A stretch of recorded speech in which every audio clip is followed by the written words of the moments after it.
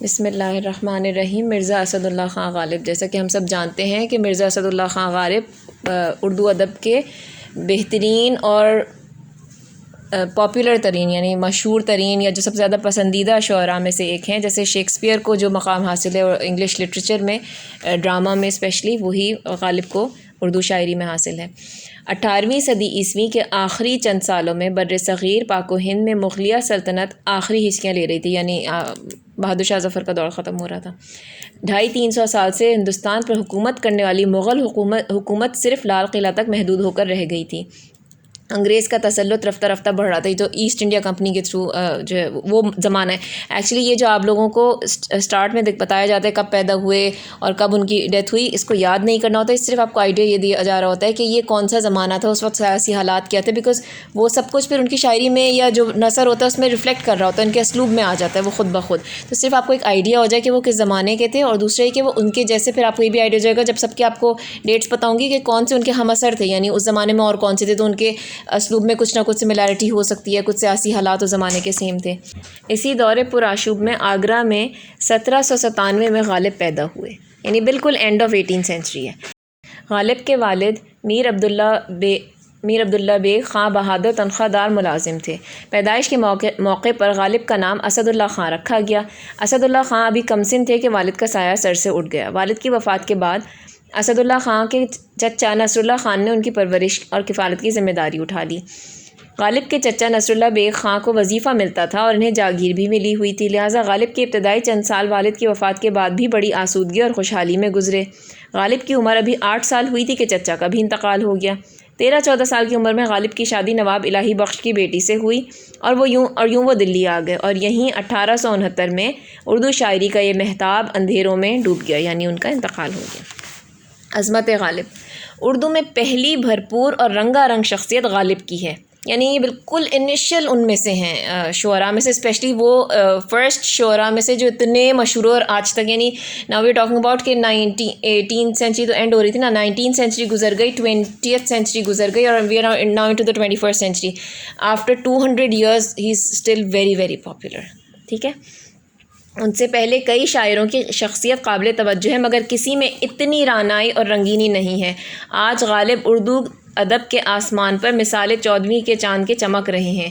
رشید احمد صدیقی نے غالب کے بارے میں کہا کہ مجھ سے اگر کوئی پوچھے کہ مغلیہ سلطنت نے ہندوستان کو کیا دیا تو میں بے تکلف 3 نام لوں گا: اردو زبان، تاج محل اور مرزا غالب۔ یعنی یہ جب مغلیہ سلطنت جاتے جاتے اس زمانے میں آئے نا غالب، تو وہ ایک طرح سے کہہ رہے ہیں کہ مغلیہ سلطنت جاتے جاتے 3 تحفے چھوڑ گئی جو آج تک جو ہیں وہ اردو زبان بھی انہی کے زمانے میں آئی اور غالب اور تاج محل بنا۔ غالب نے اردو ادب کو گو صرف ایک دیوان دیا ہے، لیکن یہ دیوان پوری اردو شاعری کے ہم پلہ ہے، یہ ان کی عظمت ہے۔ متنوع موضوعات کلام، یعنی متنوع موضوعات مینس ڈائیورس سب ٹاپکس انہوں نے اپنی کلام میں یوز کیے۔ کلام غالب کی مقبولیت کی سب سے بڑی وجہ اس کا حیرت انگیز تنوع ہے، یعنی ڈائیورسٹی آف دا ٹاپکس، یعنی اس زمانے میں تم سوچو انہوں نے اتنے ڈفرینٹ ٹاپکس پہ اپنے غزل، اور غزل کا تو سب سے اہم بات یہ ہوتی ہے کہ ہر شعر جو ہے وہ الگ ہی ٹاپک ہوتا ہے ان اٹ سیلف، تو ان کی غزلیات میں ایک ہی دیوان ہے لیکن بے تحاشا ٹاپکس آ گئے اس میں، جسے ڈاکٹر عبدالرحمن بجنوری نے نہایت نفیس طریقے سے بیان کیا ہے۔ لوح سے تمت تک بمشکل 100 صفحے ہیں، یعنی ان کا ایک دیوان ہے، اس میں شروع سے آخر تک بمشکل 100 صفحے ہیں، لیکن کیا ہے جو یہاں حاضر نہیں؟ کون سا نغمہ ہے جو اس زندگی کے تاروں میں بیدار یا خوابیدہ موجود نہیں؟ یعنی یا تو بہت آبویس یا اس کے ان بٹوین دا لائنس۔ اس ساز میں بے شمار نغمے ہیں اور ہر نغمہ دل آویز ہے۔ یہ انہوں نے ان کے دیوان کو، ان کی شاعری کو نغموں سے اور میوزک سے جو ہے وہ دے کر تشبیہ دے کر ایکسپلین کیا ہے۔ اس دل آویزی کی وجہ یہ ہے کہ کلام غالب سنی سنائی باتوں کا بیان نہیں بلکہ قلب غالب کے مشاہدات کا آئینہ ہے۔ لیکن یعنی انہوں نے دیکھو، ایک ہوتا ہے کہ انسان نے کسی سے سنا اور آگے بڑھا دیا تو اس بات میں اتنی شدت یا پرسنل ٹچ نہیں آئے گا۔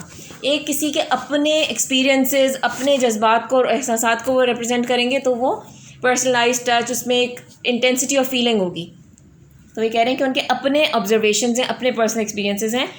غالب کے اس تنوع اور ہماگیری یعنی ملٹی فیسٹڈ ہونے کی سب سے بڑی وجہ یہ ہے کہ غالب طبعاً جدت پسند تھے، یعنی وہ روایتوں کو فالو کرنے والے، جیسے چیزیں چل رہی ہیں ویسے وہ he wanted some thing new, وہ اپنا انداز لے کر آئے، نئی چیزیں چاہتے تھے، اس وجہ سے انہوں نے شاعری میں چینج لائے۔ انہوں نے کائنات کو ہر زاویے سے دیکھا ہے. انہوں نے صوفی کی نظر سے دیکھا اور فلسفی کی نظر سے بھی. تو اب آپ کے پاس تنوع آ گئے نا موضوعات کے.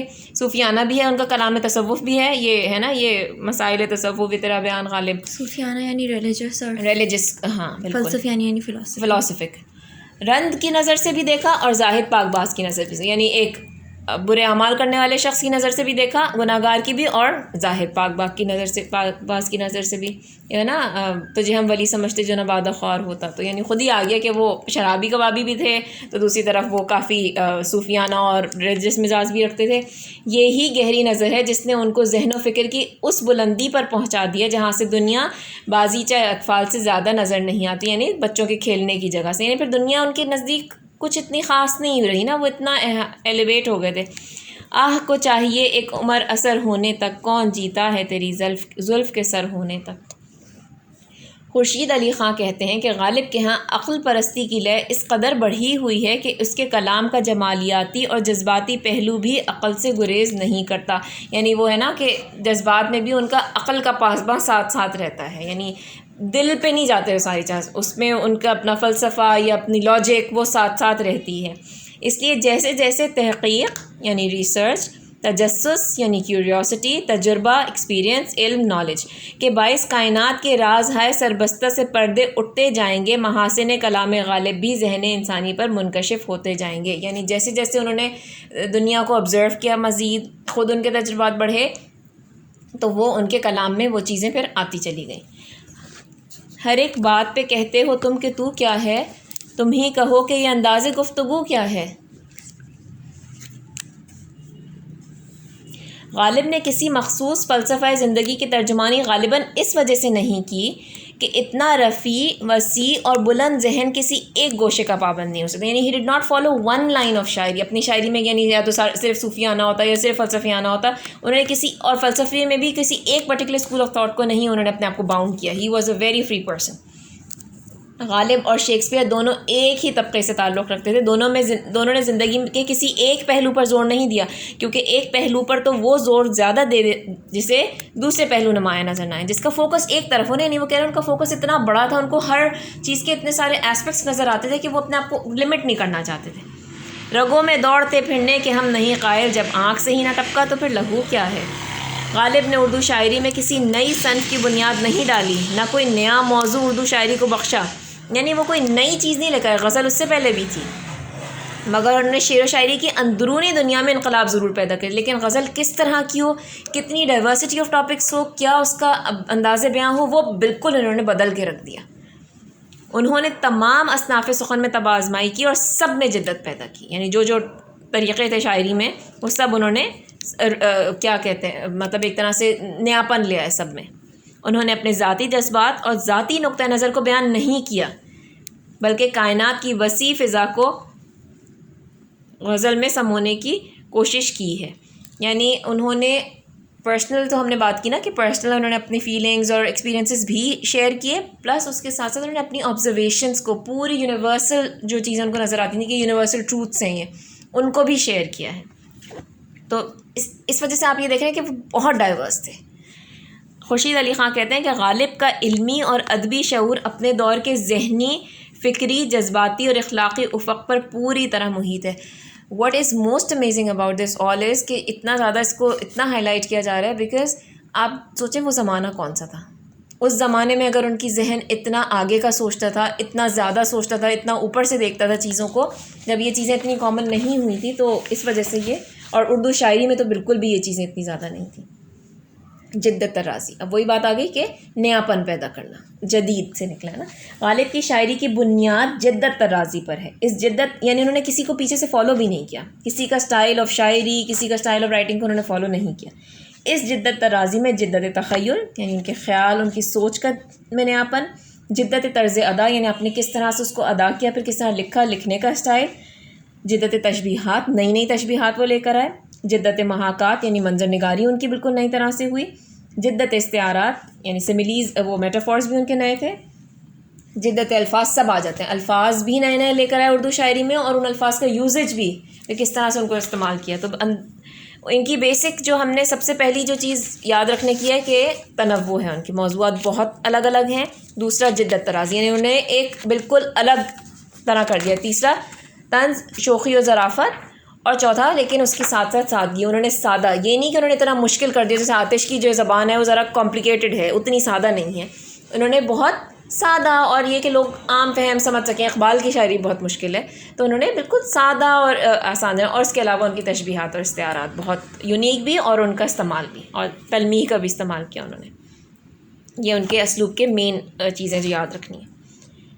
اردو غزل میں غالب ایک نیا خیال، ایک نیا گوشہ فکر، ایک نیا ذہن اور ایک نیا شعور لائے. یعنی چینج کیا انہوں نے سب کچھ. غالب کے ساتھ ہمارے ذہن کی دنیا وسیع ہوتی ہے اور روزمرہ کے حقائق کچھ اور دکھائی دینے لگتے ہیں. جیسے ہم چیزوں کو دیکھتے تھے، اس کو دیکھنے میں، دنیا کو آبزرو کرنے میں ہم کچھ سیکھتے ہیں کہ نہیں یہ بھی طریقہ ہے اس کو آبزرو کرنے کا. ندرت خیال، یعنی یہ ان کا خیال کی ندرت پہ ایک شعر ہے. نہ شعلے میں یہ کرشمہ، نہ برق میں یہ ادا، کوئی بتاؤ کہ وہ شوق تندخو کیا ہے. اگر شاعرانہ منظر نگاری کا دیکھا جائے، جدت محاکات، چپک رہا ہے بدن پر لہو سے پیرہن، ہمارے جیب کو اب حاجت رفو کیا ہے.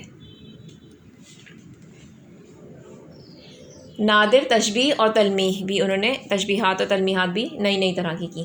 اکرام کا خیال ہے کہ ساری دنیا کے شاعروں میں اس کی مثال نہیں مل سکتی. ان کی تشبیہات میں حسن کامل، معنی آفرینی یا بلاغت اور اختصار تینوں کی جھلک ملتی ہے.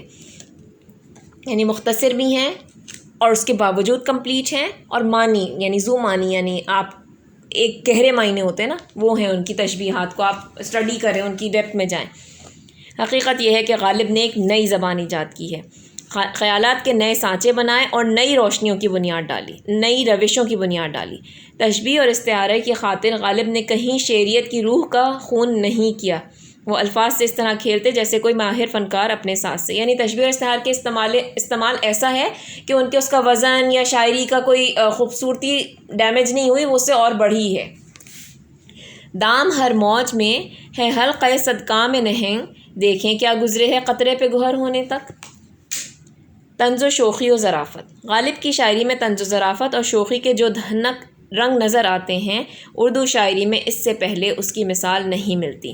شیخ اکرام کہتے ہیں غالب مغلیہ تمدن کے بہترین آئینہ دار ہیں، کیونکہ بیکاز وہ اس دور کے تھے نا، جب مغلیہ دور اینڈ ہو رہا تھا، تو وہ ان کی شاعری میں نظر آتے. وہ اپنے بیتے ہوئے دور کی ترجمانی کر رہے ہیں. یہی ترجمانی ان کے طنز و مزاح میں ملتی ہے، بیکاز وہ ڈاؤن فال تھا مغلیہ دور کا. تو مطلب آپ اس کے اوپر طنز کر سکتے تھے نا، تنقید کر سکتے تھے. انہوں نے اس کو مزاح کے انداز میں بھی اس پہ طنز کیا، اور انہوں نے اس کو یعنی تنقید بھی کی اس کے اوپر. غالب کے کلام کی ایک اہم خصوصیت شوخی و ظرافت ہے. وہ فطرت انسانی کے بہترین نباز تھے. نباز کہتے ہیں نبض چیک کرنے والا، یعنی اس کو انسانی فطرت کو، ہیومن نیچر کو بہت اچھا سمجھتے تھے. یہ اگین وہ فلسفہ یا ان کی انڈرسٹینڈنگ، ان کی باریک بینی، آبزرویشن، یہ سب اس میں آئے گا.